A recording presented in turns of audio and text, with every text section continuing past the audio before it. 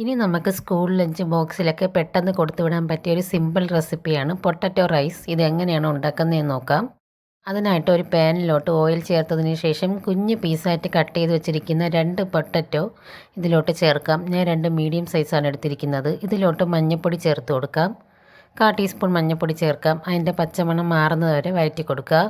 ഇനി ഒരു 2 spoon normal മുളക് പൊടി ചേർത്ത് കൊടുക്കാം. ഞാനിവിടെ എരിയില്ലാത്ത മുളക് പൊടിയാണ് 2 സ്പൂൺ ചേർത്തിരിക്കുന്നത്. നിങ്ങൾക്ക് എരി ഉണ്ടെങ്കിൽ അതിനനുസരിച്ച് ചേർക്കുക. ഇതൊക്കെ നന്നായിട്ട് ഫ്രൈ ചെയ്തെടുത്തിട്ട് ഒരു പ്ലേറ്റിലോട്ട് മാറ്റാം. ഇനി അതേ പ്ലേറ്റിൽ തന്നെ ഓയിൽ ചേർത്തിട്ട് നമുക്ക് പെരിഞ്ജീരകം ചേർക്കാം. പെരിഞ്ജീരകം ചേർത്തതിന് ശേഷം കറിവേപ്പില കൂടെ ചേർത്ത് ഒന്ന് വഴറ്റിയതിന് ശേഷം നമുക്കൊരു 2 മീഡിയം സൈസ് സവാള ഇതിലോട്ട് ചേർക്കാം. അതൊന്ന് നന്നായിട്ട് വഴറ്റിയെടുക്കുക. അതിലോട്ട് ആവശ്യത്തിന് ഉപ്പ് കൂടെ ചേർത്ത് കൊടുക്കാം. ഇനി ഒരു മീഡിയം സൈസ് തക്കാളി നമുക്കിതിലോട്ട് ചേർത്ത് കൊടുക്കാം. അത് നന്നായിട്ട് സോഫ്റ്റായി വരുന്നത് വരെ നമുക്ക് വഴറ്റി കൊടുക്കാം. ചെറിയ തക്കാളിയാണെങ്കിൽ 2 എണ്ണം എടുക്കുക. ഇനി ഇതിലോട്ട് 2 സ്പൂൺ മുളക് പൊടി ചേർക്കാം.